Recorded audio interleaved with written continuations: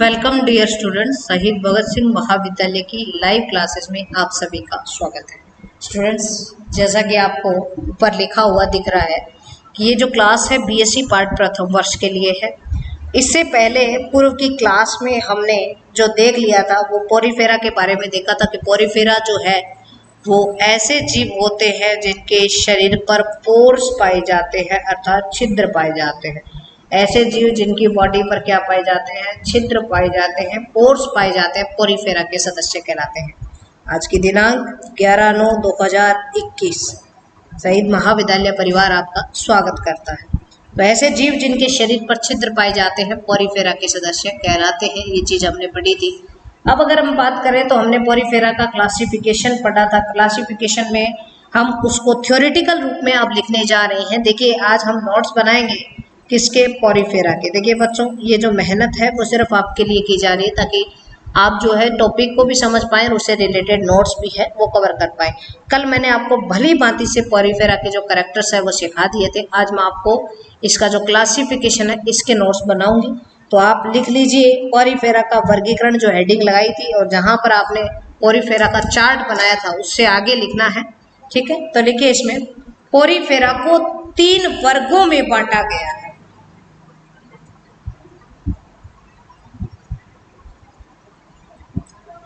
Porifera को 3 वर्गों में बांटा गया है। पोरीफेरा को कितनी क्लास में बांटा?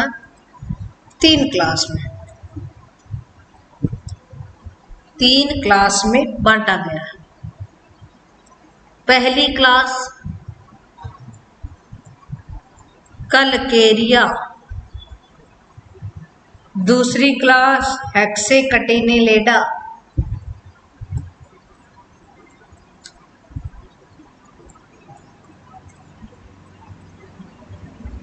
तीसरी क्लास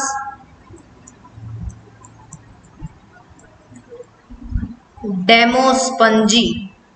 यानी कि हम बात करें तो पोरीफेरा के जो जीव होते हैं उसको 3 क्लास में बांटा गया है। सबसे पहले आप लिखोगे कलकेरिया, हेडिंग लगाओगे और कलकेरिया हेडिंग लगा के इसमें लिखोगे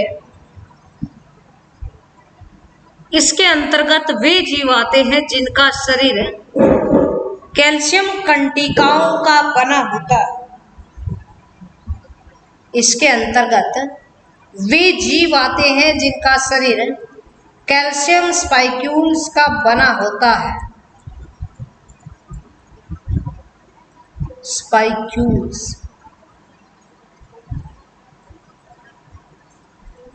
इसके अंतर्गत वे जीव आते हैं जिनका शरीर कैल्शियम कंटिकाओं का बना होता है। नेक्स्ट लिखेंगे कलकेरिया को 2 ऑर्डर में बांटा गया। इसको 2 गणों में बांटा गया।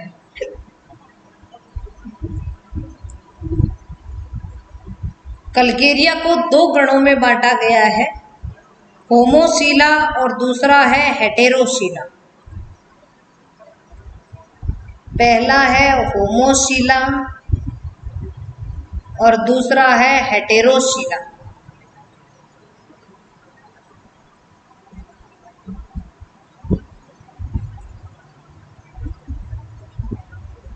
कलकेरिया को 2 गणों में बांटा गया है, होमोसीला और दूसरा क्या है? हेटेरोसीला। होमोसीला हेडिंग लगा के लिखोगे इनकी देह भित्ति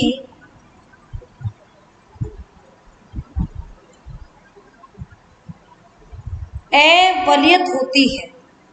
होमोसीला हेडिंग लगाओगे और लिखोगे देह भित्ति अवलियत। देह भित्ति अवलियत का मतलब होता है अनफोल्डेड। देह भित्ति कैसी होती है? अवलियत होती है। दूसरी हेडिंग लगाओगे आप गण हेटेरोसीला और इसमें लिखोगे इनकी देह भित्ति वलियत होती है। इनकी देह भित्ति वलियत होती है।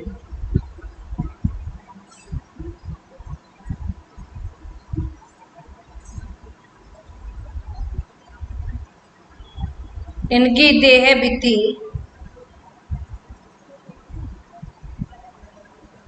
वरीयत होती है। लिख ली। नेक्स्ट आप 2 नंबर क्लास की हेडिंग लगाओगे हेक्सेकटिनेलेडा। 2 नंबर हेडिंग लगाओगे हेक्सेकटिनेलेडा।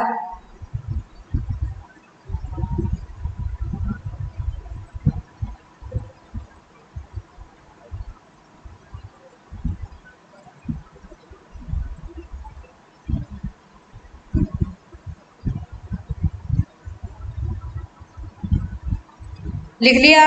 और इसमें लिखोगे ये वो पोरीफेरा जीव होते हैं, फर्स्ट ईयर, ये वो पोरीफेरा जीव होते हैं जो कांच के समान चमकते हैं। खास बात है इनके बच्चों कि ये ग्लास स्पंज भी कहलाते हैं। क्या कहलाते हैं? Glass sponge. ये चमकते हैं कांच के समान। हेक्सेकटिनेलेडा के सदस्य लिखेंगे इसमें ये वो पोरीफेरा सदस्य होते हैं जो कांच के समान चमकते हैं।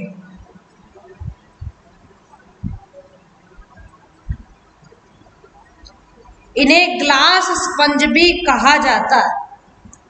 इन्हें ग्लास स्पंज भी कहा जाता है। लिख लिया। नेक्स्ट लिखेंगे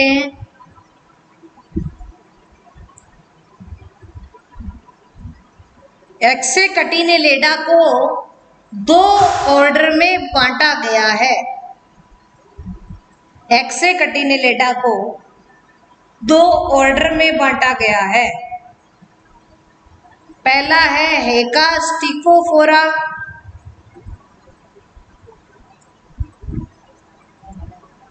दूसरा एम्फीडिस्कोफोरा। एम्फीडिस्कोफोरा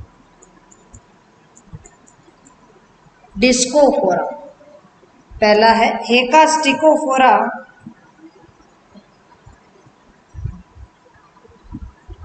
दूसरा है एम्फीडिस्कोफोरा।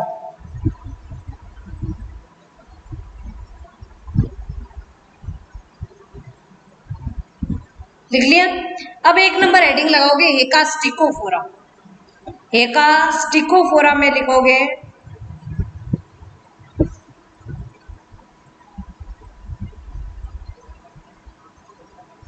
ऐसे जीव जिसमें कंटक तारों के समान होते हैं।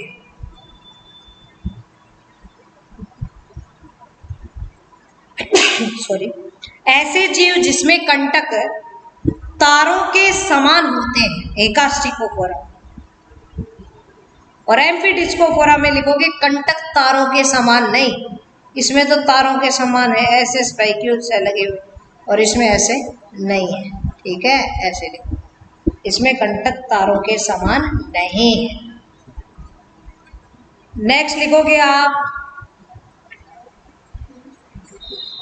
डेमोस्पंजी। क्या लिखोगे? डेमोस्पंजी। तीसरी क्लास है हमारी डेमोस्पंजी।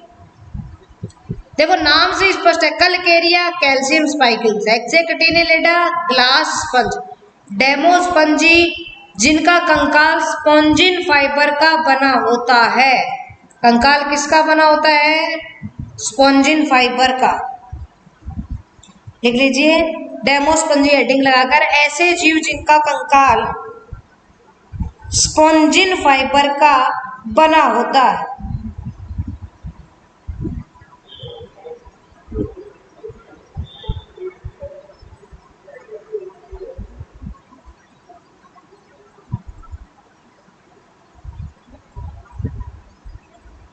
कंकाल स्पॉन्जिन फाइबर का बना होता है।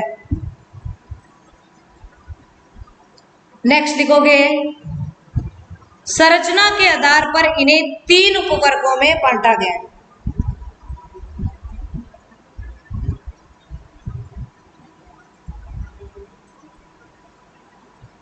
संरचना के आधार पर इन्हें 3 उपवर्गों में बांटा गया है।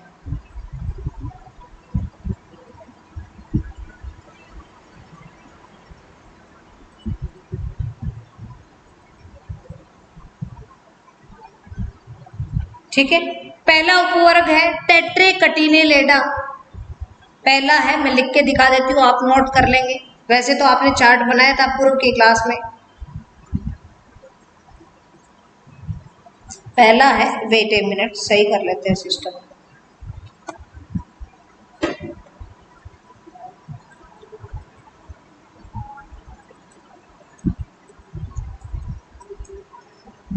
पहला है टेट्रेकटिनेलेडा,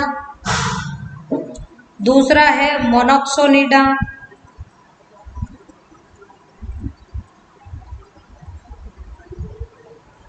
और तीसरा है कैरेसोटा।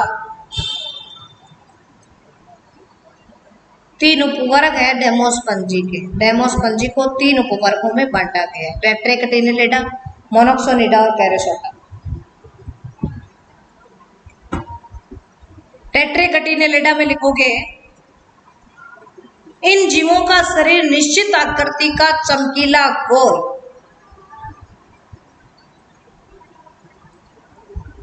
निश्चित आकृति का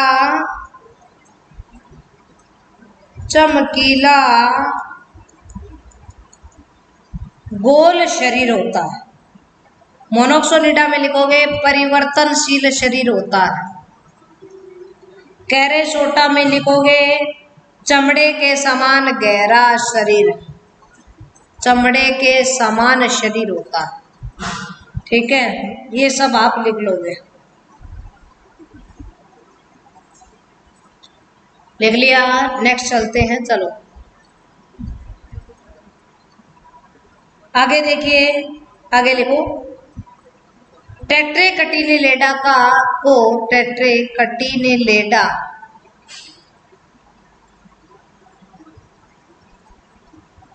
को तीन गणों में बांटा गया है। तीन गण कौन कौन से हैं? पहला है मिक्सोस्पोंजिडा,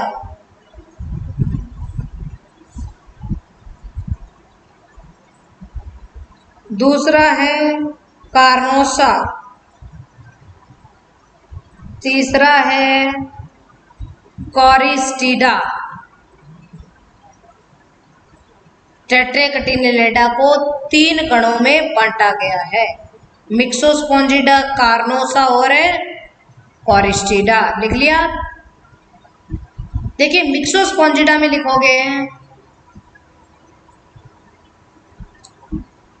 सरल संरचना स्पॉन्जिन फाइबर का कंकाल, सरल संरचना व स्पॉन्जिन तंतु का बना हुआ कंकाल पाया जाता है। कार्नोसा सभी कंटक समान आकार के होते हैं। इन जीवों के सभी कंटक है, सबकी एक एक विशेषता याद होनी चाहिए। सभी कंटक है समान आकार के होते हैं। कॉरिस्टिडा में लिखोगे कंटक कुछ आकार में छोटे तथा कुछ बड़े कंटक और कुछ छोटे कंटक होते हैं। कुछ कंटक आकार में बड़े तथा कुछ कंटक आकार में छोटे होते हैं। लिख लिया। तो यहां तक आप याद रखोगे किसका क्लासिफिकेशन है? पोरीफेरा का क्लासिफिकेशन। ठीक है, आगे हम नया संघ शुरू करेंगे जिसका नाम है संघ प्लेटीहेल्मिन्थीज।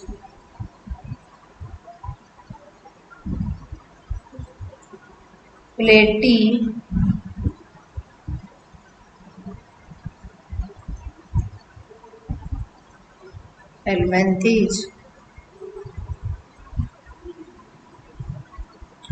प्लेटीहेल्मिन्थीज संघ शुरू करेंगे और इसमें लिखेंगे, देखिए लिखने से पहले समझ लीजिए, प्लेटी का अर्थ होता है फ्लैट, हेलमेंथ का अर्थ होता है कर्मी, वर्म, यानी कि इसमें जो जीव आते हैं वो चपटे कर्मी होते हैं। क्या होते हैं? चपटे कर्मी होते हैं। लिख लीजिए इस बात को। प्लेटीहेल्मिन्थीज में आने वाले जीव फ्लैट अर्थात चपटे होते हैं। प्लेटीहेल्मिन्थीज में आने वाले जीव फ्लैट अर्थात चपटे होते हैं।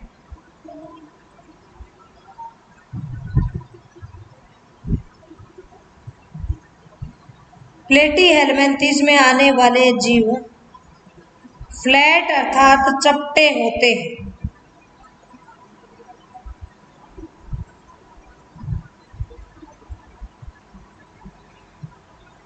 इन्हें चपटे कर्मी नाम मिनोट के द्वारा दिया गया। इन्हें चपटे कर्मी नाम मिनोट के द्वारा दिया गया।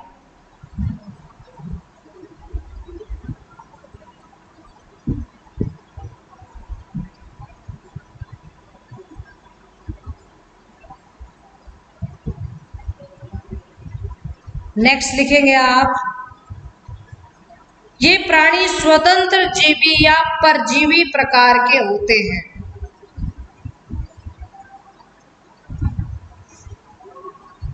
ये प्राणी स्वतंत्र जीवी या परजीवी प्रकार के होते हैं, यानी कि फ्री लिविंग भी हो सकते हैं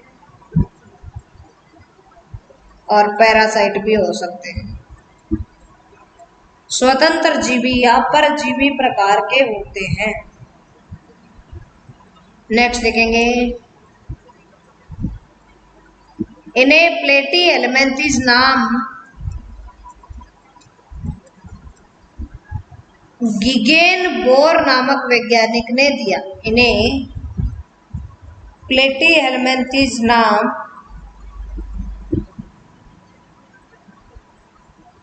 गिगेन बोर नामक वैज्ञानिक ने दिया।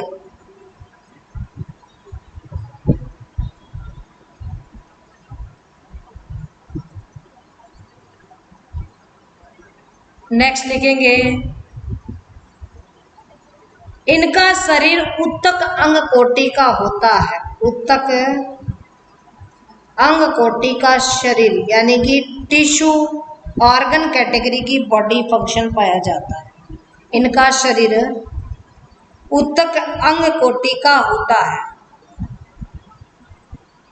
नेक्स्ट लिखोगे, देखिए चपटे हैं, बिल्कुल क्या है, फ्लैट है। अब फ्लैट है तो इनमें शिलोम नहीं पाई जाएगी। अब बच्चों शिलोम के बारे में आपको मालूम होना चाहिए कि शिलोम क्या होती है। देखिए मैं बताती हूँ शिलोम क्या है। किसी प्राणी की, ये मान लीजिए बॉडी वॉल है बॉडी वॉल है, ये इसकी आहार नाल है, एलिमेंट्री कैनाल है। इन दोनों के बीच का जो स्पेस है, ये जो स्पेस है यानी कि एलिमेंट्री कैनाल एसी आहार नाल, एलिमेंट्री कैनाल और बॉडी वॉल देह भित्ति, इन दोनों के बीच का जो स्पेस होता है वो शिलोम कहलाता है। ठीक है, तो ये जो चपटे हैं तो इनके बीच में स्पेस नहीं बनेगा, तो शिलोम एब्सेंट होती है। लिख लीजिए इस बात को, चपटे होने के कारण इन कर्मियों में शिलोम एब्सेंट होती है। चपटे होने के कारण इन प्राणियों में शिलोम एब्सेंट होती है।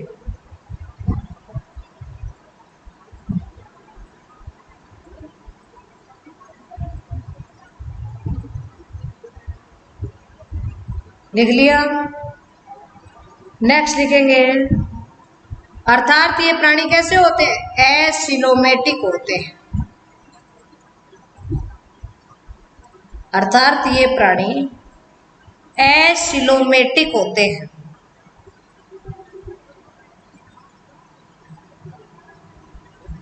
अर्थात ये प्राणी एसिलोमेटिक होते हैं। नेक्स्ट लिखेंगे,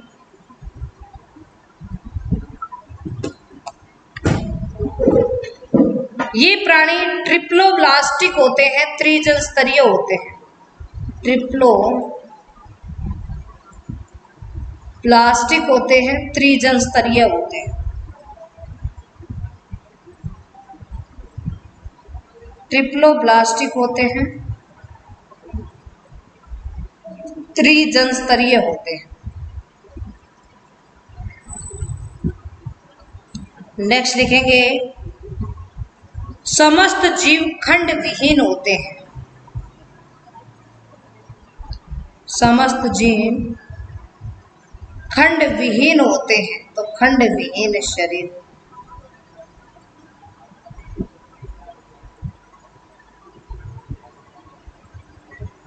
समस्त जीव खंड विहीन शरीर वाले होते हैं। ध्यान रखना, इसके 3 वर्ग है प्लेटिहेल्मिन्थेस के, ट्रबिलेरिया, ट्रिमेटोडा और सेस्टोडा।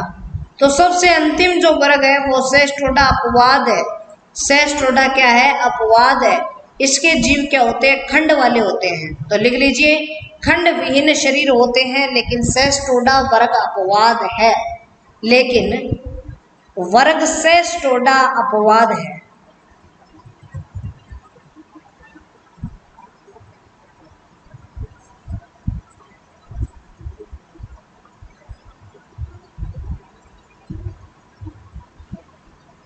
सेस्टोडा वर्ग के सदस्य खंड युक्त होते हैं। सेस्टोडा वर्ग के सदस्य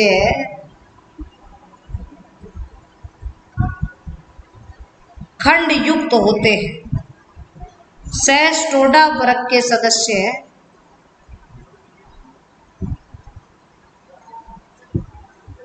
खंड युक्त होते हैं। नेक्स्ट लिखना। अब देखिए, पतले से जीव हैं तो क्या होंगे? बिल्कुल पतले हैं, तो इसके अंदर क्या नहीं पाया जाएगा? इसके अंदर कंकाल नहीं पाए जाएंगे चपटे होने के कारण। तो इसमें लिख लीजिए, कंकाल का अभाव होता है।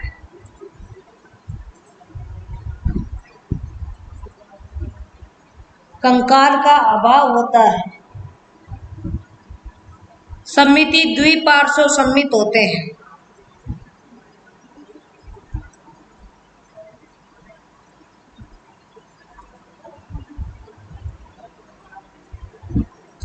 सम्मिति कैसी होती है?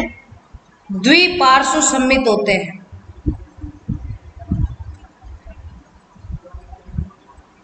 उत्सर्जन के लिए बच्चों देखिए, इसमें मैं आपको एक चीज दिखाती हूँ। उत्सर्जन के लिए ये प्राणी जो होते हैं, देखिए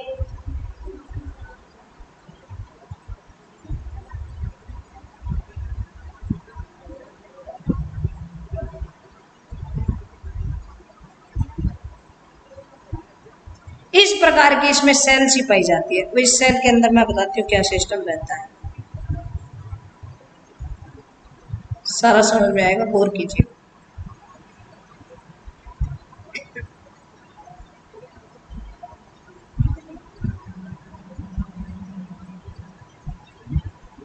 इस प्रकार ऐसे धागे से लगे रहते हैं। इस सेल को कहा जाता है, पूरी सेल को फ्लेम सेल, ठीक है। और प्लेटिहेल्मिन्थेस के जीवों में उत्सर्जन के लिए फ्लेम सेल का पाया जाना पहला विशिष्ट कैरेक्टर है। यानी कि ज्वाला कोशिका का पाया जाना, ज्वाला कोशिका का पाया जाना, उत्सर्जन के लिए फ्लेम सेल का पाया जाना, ज्वाला कोशिका का पाया जाना विशिष्ट कैरेक्टर है, ठीक है। अब होता क्या है बच्चों, देखिए ये जो सेल होती है ये अमीबोसाइट प्रकार की सेल होती है, यानी कि इसकी निश्चित आकृति नहीं होती। ये क्या करती है? भोजन इस तरह अपने अंदर अवशोषित करती रहती है, शरीर की पूरी बॉडी पार्ट से फैली रहती है। यहाँ से ये क्या करती रहती है? भोजन वगैरह अवशोषित करती रहती है, उत्सर्जित पदार्थ भी अवशोषित कर लेते हैं।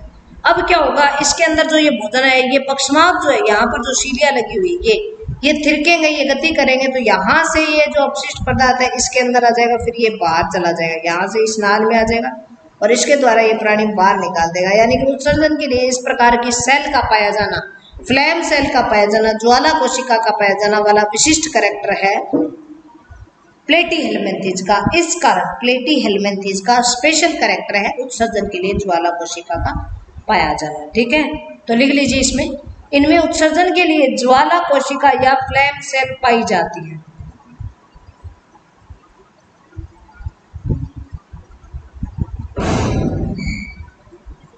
ठीक, नेक्स्ट कैरेक्टर लिखोगे, ये द्विलिंगाश्रयी होते हैं। ये प्राणी द्विलिंगाश्रयी होते हैं, यानी कि बाइसेक्सुअल होते हैं। तो इसमें स्वनिषेचन भी हो सकता है, परनिषेचन भी हो सकता है। लिख लीजिए, ये द्विलिंगाश्रयी प्राणी होते हैं, इनमें पर व स्व निषेचन पाया जाता है।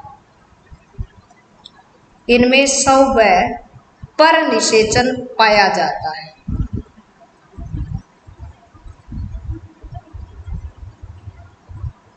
स्व व पर निषेचन पाया जाता है।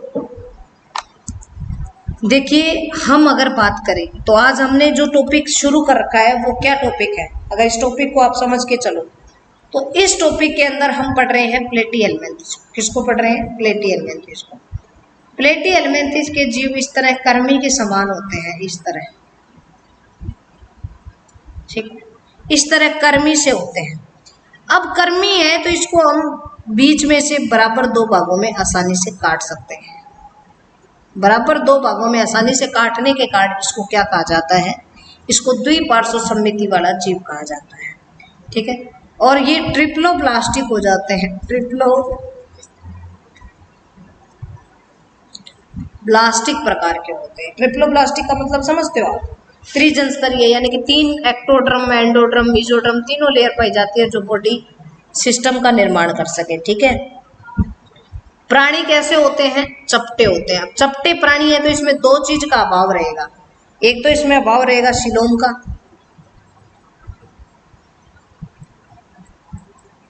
और दूसरा इसमें अभाव रहेगा कंकाल का, ठीक है।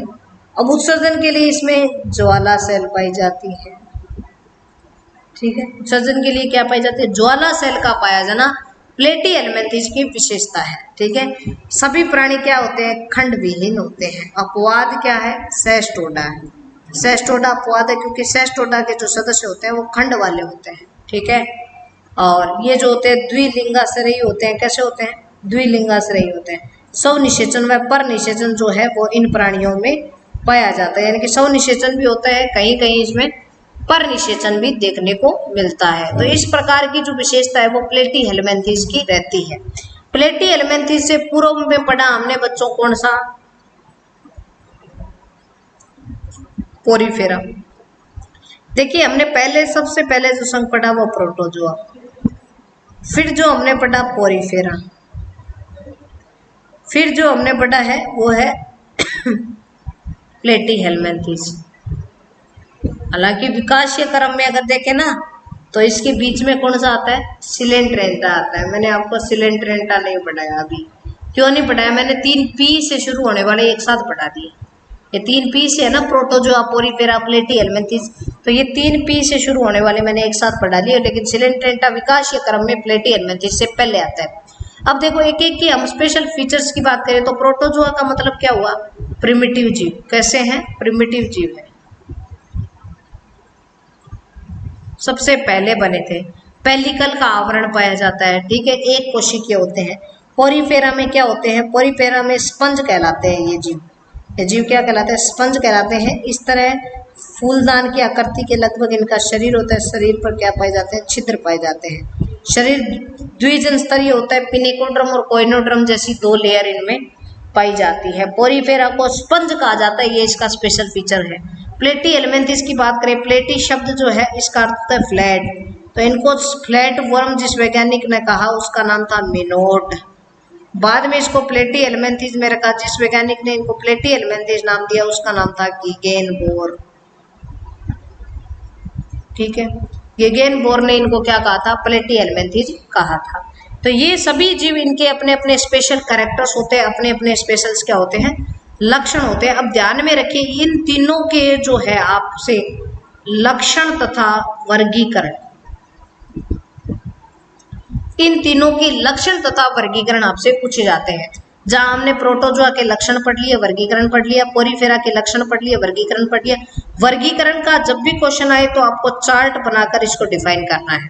और प्लेटी हेल्मिंथिस के अभी हमने क्या देखे? लक्षण देखे। नेक्स्ट हम क्या देखेंगे? इसके क्लासिफिकेशन को देखेंगे, इसके चार्ट को देखेंगे, किस प्रकार से जो है इसका वर्गीकरण रहता है, जीवों को कैसे कैसे बांटा गया है। देखिए, एक वर्ग का नाम तो मैंने आपके सामने ले ही लिया कि सेस्टोडा के सदस्य जो होते हैं वो खंड वाले होते हैं।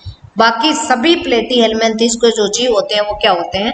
खंड विहीन होते हैं, यानी कि खंडों का ना पाया जाना प्लेटी हेल्मिंथिस की विशेषता है। लेकिन खंड किसमें बन जाते हैं? सेस्ट्रोडा में खंड बन जाते हैं। तो ऐसी विशेषता हमने इसके अंदर देखी। तो ये कुछ लक्षण हैं जो आपको याद रखने हैं। इससे आगे अगर हम बात करें तो इसके क्लासिफिकेशन की बात करेंगे, प्लेटीहेलमिन्थेस की, वो हम हमारे अगले चैप्टर में देखेंगे।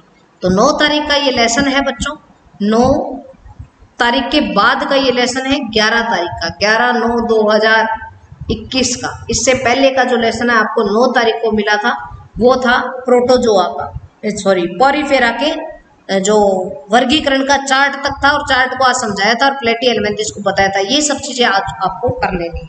आज के लिए इतना ही। शहीद भगत सिंह परिवार आपका बेहद स्वागत करता है।